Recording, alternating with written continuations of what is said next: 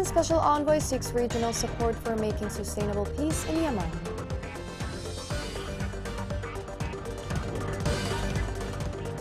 Women Protection Center in Taz provides services amid shortage of funding.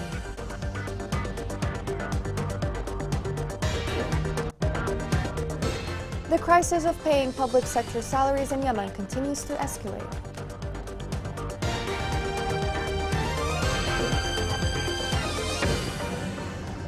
Welcome to Yemen Today TV. This is the English News News Shazad Dilbay. United Nations envoy to Yemen Hans Grunberg is holding talks currently to reach a solution to the crisis in Yemen. This comes while the conflict in the country is entering its 9th year without any breakthrough. This report has more details.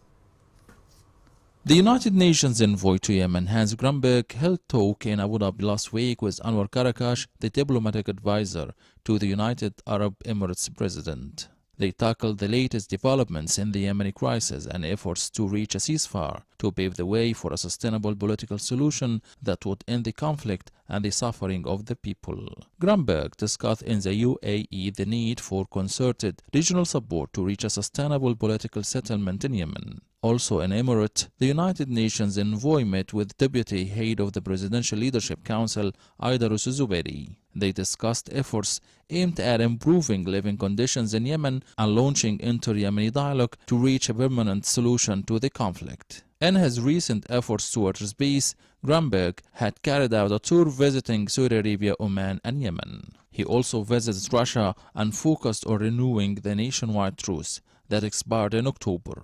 A key issue to restore the truce in Yemen is reaching approval on Houthis' demands that their military and security forces be included in salary payments. The humanitarian situation as well continues to be a key issue too. Humanitarian needs and relief efforts in Yemen face significant challenges from increasing interference and access constraints and a dangerous security environment. Yemen still faces immense humanitarian needs. The United Nations estimate that more than 21 million people will require humanitarian assistance and protection services, access to critical health services, and access to clean water and basic sanitation.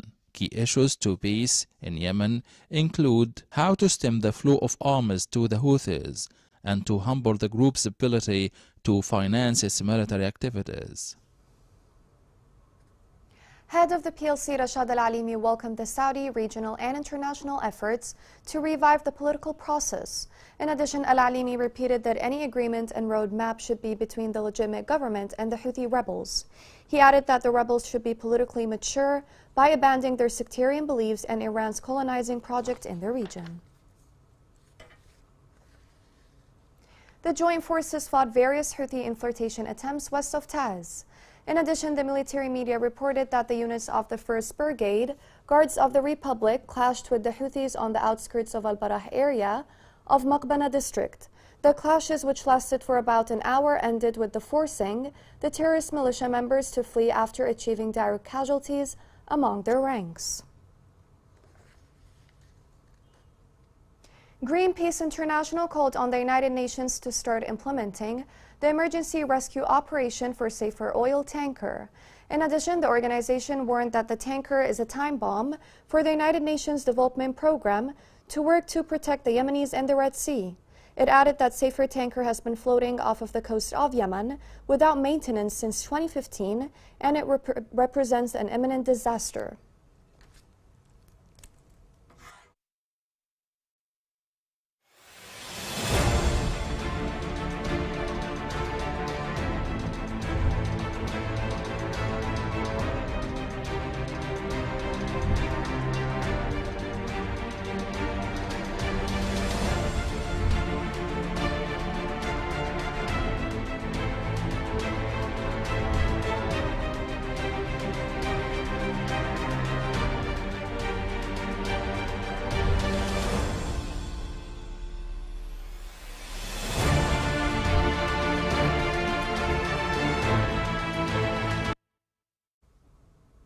A huge fire broke out in the warehouse of the Danish Refugee Council in Al Khawkha district in Hodeidah.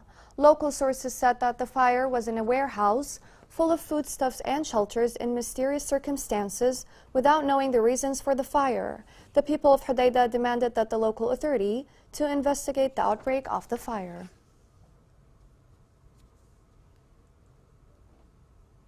The Women's Protection and Rehabilitation Unit in Taiz continues to provide its services despite the scarcity of capabilities. This report has more details. Mariam Muhammad didn't find any resort but the Protection and Rehabilitation Center for Women and Girls, and through it she raised time, which was moving very quickly. But she realized it at some point until she stood up for herself and she was able to work and support her 3 children. سجلنا بمركز الحماية والتأهيل. We registered in the Protection and Rehabilitation Center, and after a while they contracted us, and we studied for 2 months, and I improved myself quickly. My work now is a piece of cake, and I work without being nervous. The room next to the sewing factory is crowded with many girls who decided to join the hairdressing course. Safa Amin took on the task of training the girls after she was among the trainees only a few months ago. When I joined at the beginning, I wasn't that good, but now I learned a lot and I have the ability to teach others, which also contributed to improving my economic situation.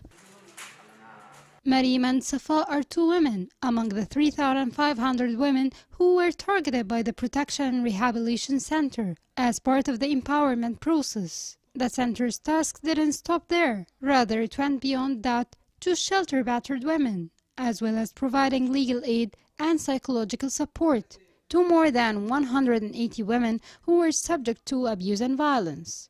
Only 3 years is the life of the Protection and Rehabilitation Center for Girls, which is considered a glimpse of hope in Taiz, in light of the continuing growing repercussions of the war on women.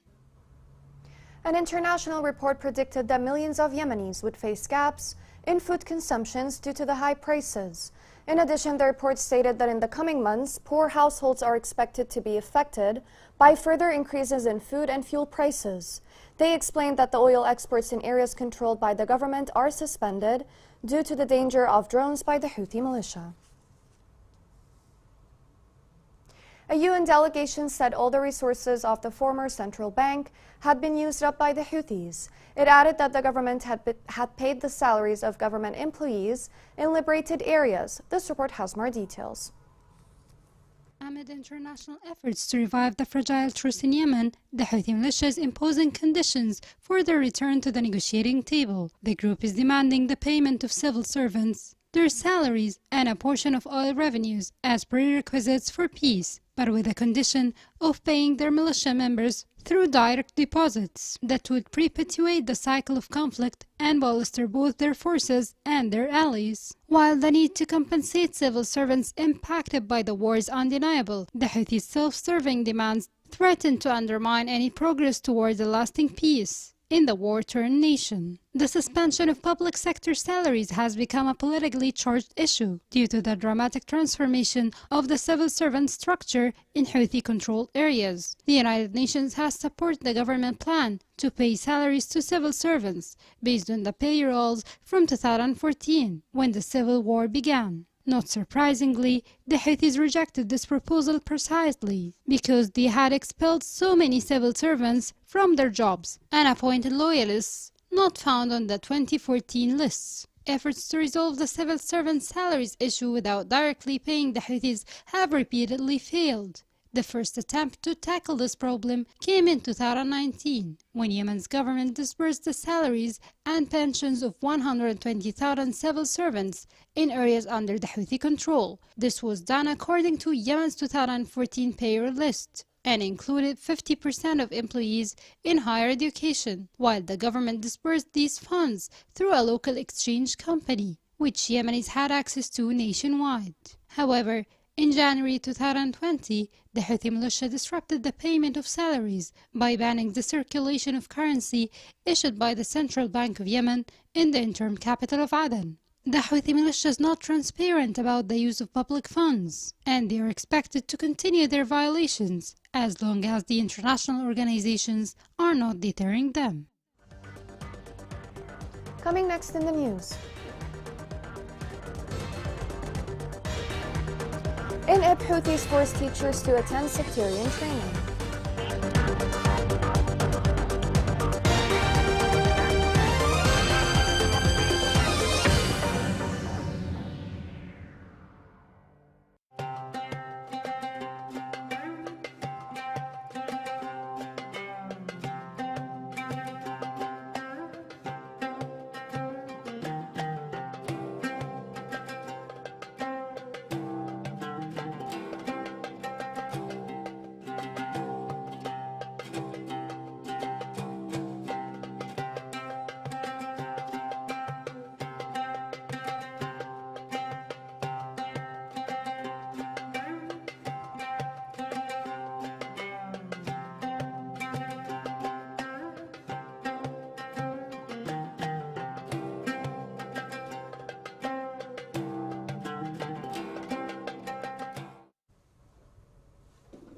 Welcome back. The educational sector in Yemen is facing a lot of challenges, the biggest of which is the Houthi sectarian beliefs. The rebels are forcing teachers in Ib to attend sectarian training in order to reshape education. This report has more details. The Houthi forced dozens of educators in Ib Governorate, central Yemen, to attend sectarian courses as part of its efforts to complete the sectarianization of educational institutions in the governorate that has been under its control for 8 years. Educational sources said that the Houthi militia obligated teachers, educators, principals, and agents of public and private schools, which it had previously chosen, to attend sectarian courses under the name of training workshops, which are organized inside complex science schools. The sources pointed out that the majority of the teachers who are being targeted in the courses are studying the subjects of the Holy Quran, Islamic education, social studies, and the Arabic language.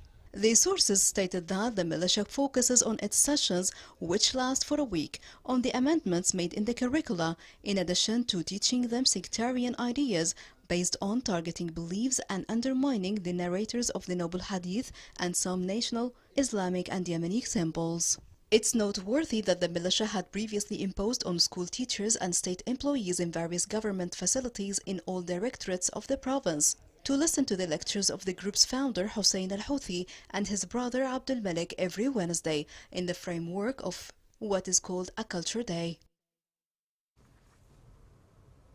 The British government pledged direct aid to about 40,000 Yemenis per month.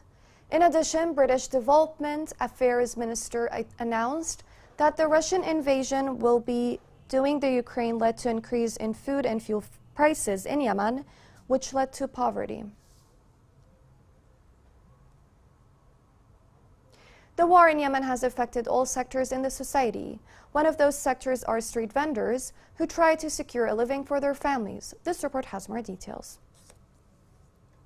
This man is trying to collect what is left of his remnants of his booth, which was once a dream for him in order to make a living for his family and lift him out of the burden of poverty that has exhausted thousands of displaced families in Ma'rib. Qaid al-Ammari is one of the hundreds of vendors in Ma'rib who found himself and dozens others at the mercy of the Cleaning and Improvement Fund. This is what is left of his booths that were swept away by the Cleaning and Improvement Office under the pretext of arranging the market, which was planned in advance by the fund itself and supervised its establishment. The booths in this market are removed without any warning, according to Al-Ammari. The Cleaning and Improvement Fund came and removed all booths with bulldozers. I'm surprised that we are in an exceptional situation. So how we will support ourselves? Or why they do not provide us with places? As long as the places belong to the country are available, let us work until God grants us victory over the criminals who destroyed everything in the country. The official authorities in Ma'rib Governorate did not pay attention to the suffering of those people who can hardly find a source of living after hardship through the repeated removal campaigns of their stalls and small projects under the pretext of arranging the markets. One of those vendors here says that the purpose of this campaign is nothing but to comply with the desire of one of the investors who came and built booths to rent them. We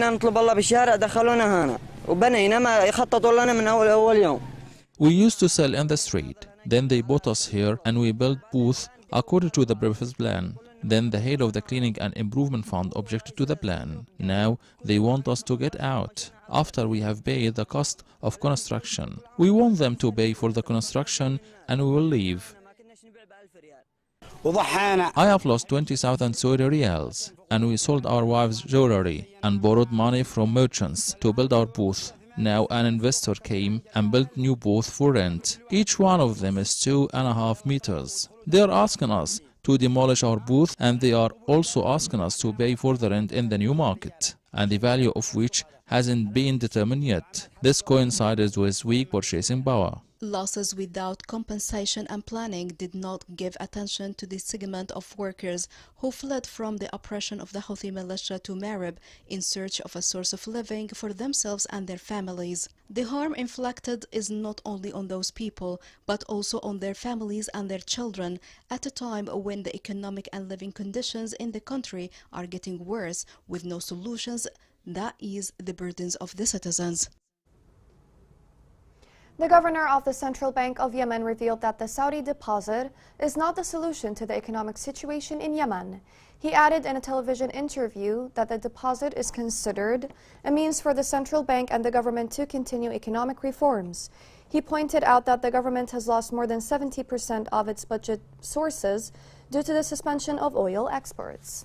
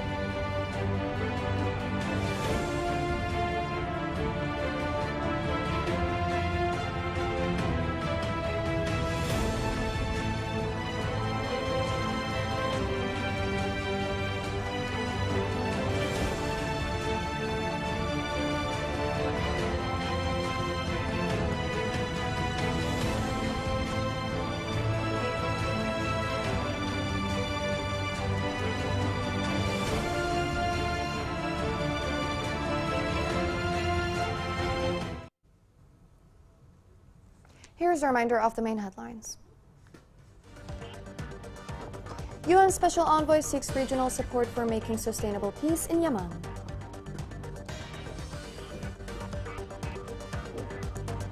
Women Protection Center in Taz provides services amid shortage of funding.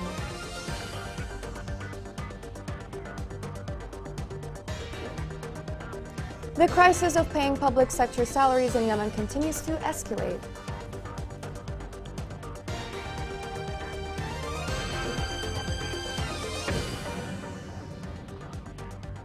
This is the end of the news. Thank you for watching.